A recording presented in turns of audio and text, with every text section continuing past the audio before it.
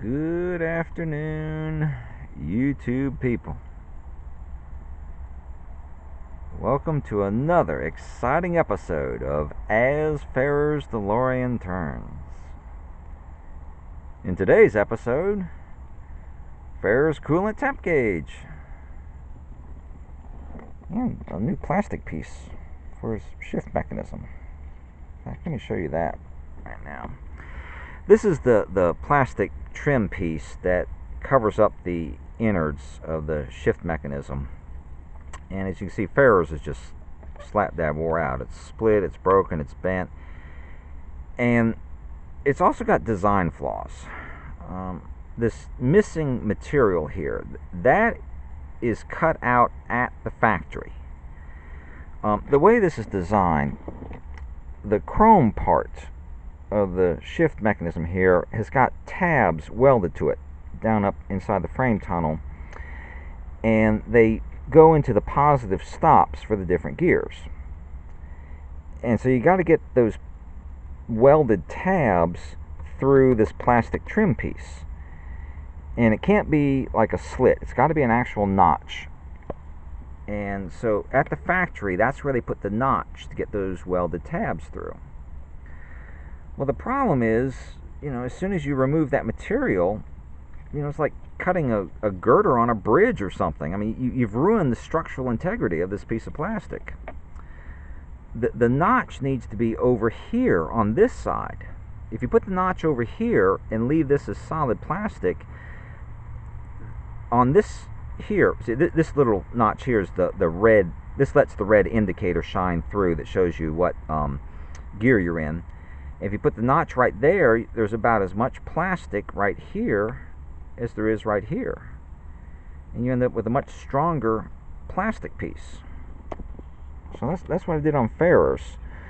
I don't know if you can see, but there's just a little bit of a notch peeking out. Most of the notch is up underneath this bezel.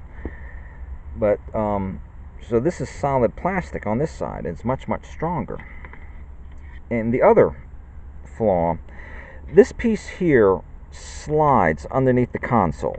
As you're moving the gear shift lever, this whole plastic piece goes up underneath the window switches and everything, and is all up underneath the console.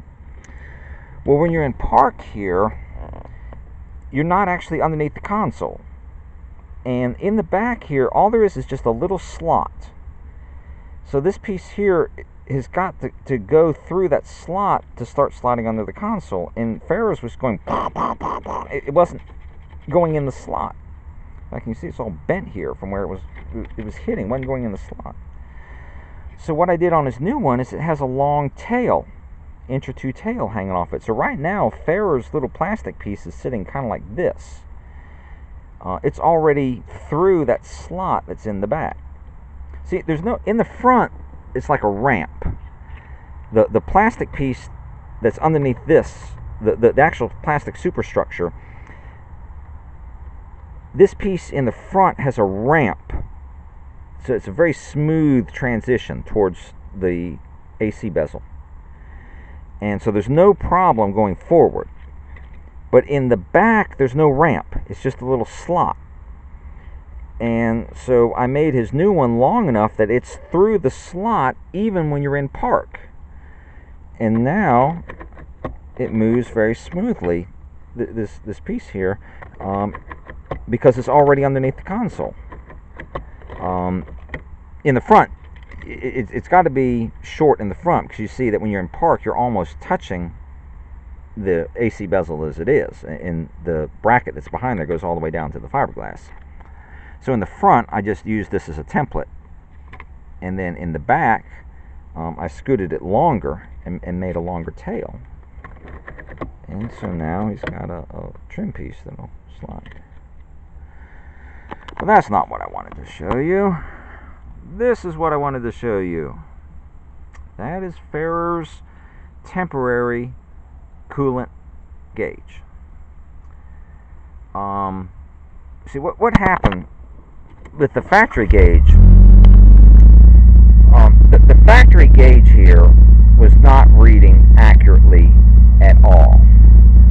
It was reading way too high for the actual temperature of the coolant. Dave McKean posted on the internet resistance values for different temperatures. And using those resistance values, the radiator fans were turning on and off at temperatures and resistances, that were consistent with proper operation. The problem wasn't the sending unit, the problem was the gauge. And the gauge was pegged straight up. And so I turned the engine off, and the needle, rather than falling to the left, fell to the right. And now you can see it's stuck on the wrong side of the letter F. But it wasn't reading accurately anyway. So he now has, this gauge. I don't know if you all can see the needle on that, but it reads correctly. The radiator fans turn on right around just a hair shy of 220, and then they turn off like maybe about 200 or so. And so that is a totally suitable temperature gauge for him to drive home on. It's not permanently mounted. This is just a piece of plywood. It's like a desktop trophy or something. It just holds it still, while he's driving. And it's wired in.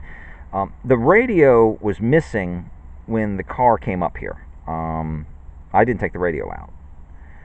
So I just used the radio circuit.